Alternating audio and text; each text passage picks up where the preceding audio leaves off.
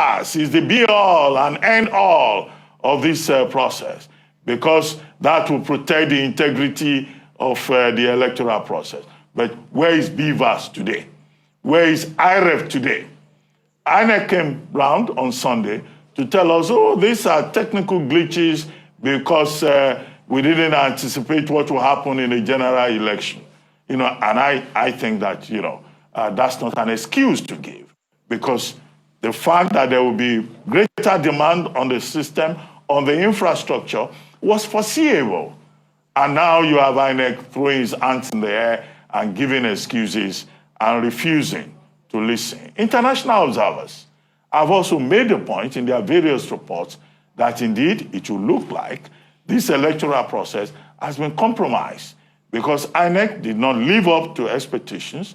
The enthusiasm of the people translated into, that zeal to go out there and vote was not matched by the preparedness of INEC, because while the people were prepared to make a choice, to determine their own future, to vote for change, to vote for whatever is their priority, INEC dropped the ball.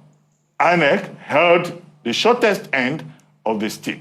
And that is why we have this problem, in my view. But specifically, we started this program by drawing attention to the statements made by former President Olusegun Obasanjo and former head of state, General Abdulsalami Abubakar. If you look at the details of what President Obasanjo put out there yesterday, he's been warning about chaos, about disaster, about tragedy waiting to happen. Because of the angst of the people, because of the dissatisfaction of the Nigerian people with the way the entire process is unfolding. And the big question is about the integrity of the process. Already, the Labour Party is saying that if there is any protest on the streets, NSAS 2.0, nobody should blame the Labour Party. At least one prominent Labour Party official has been quoted as saying that. Again, yesterday at the National Coalition Center, about 4 political party agents walked out of the process. 13 others who were there, decided to stay and said they were not walking out. But at least we saw 4 persons walking out representing, other political parties. What was their statement?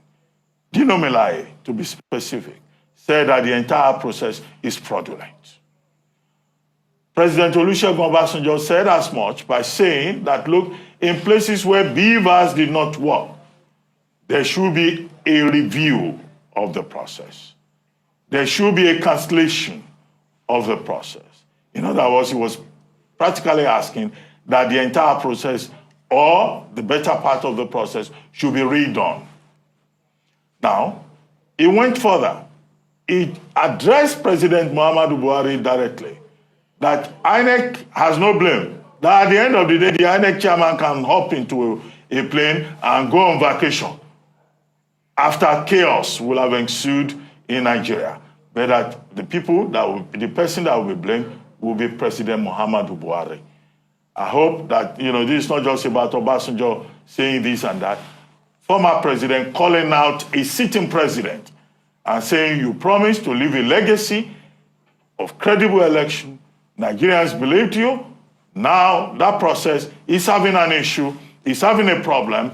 Can you, President of Nigeria, Muhammadu Buhari, step forward and rescue this situation?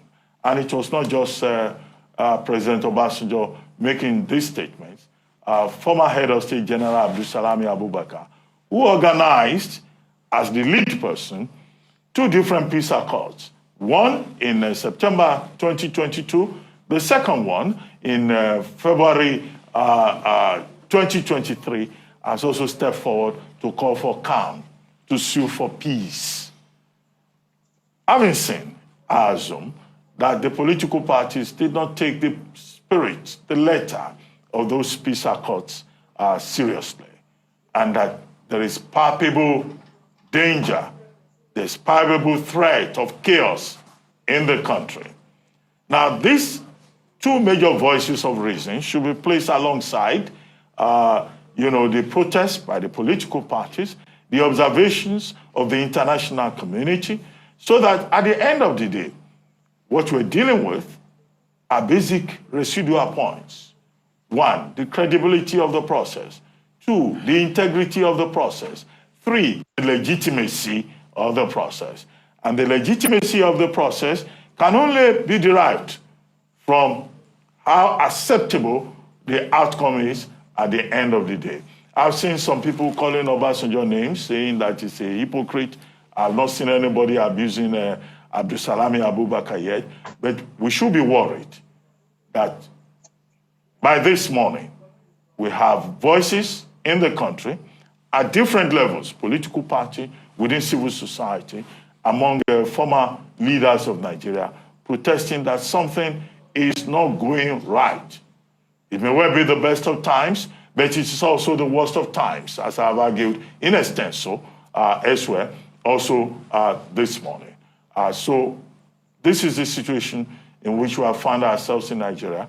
The National Coalition Center adjourned and said that it will reconvene later today to take more results coming from different parts of the country. But I think that the agitation, the anxiety that we're beginning to see, expressed also in another measure in Lagos State yesterday, when there were attacks, reports of the city boiling over and all of that, is an indication that from how the results have been collated and what is being announced, that people are beginning to have an idea of how this may well pan out. But what is important is that Nigeria always manages to survive.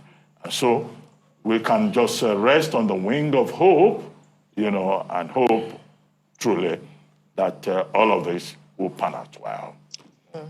Emmanuel Fene. Yes. You are the church leader in this congregation.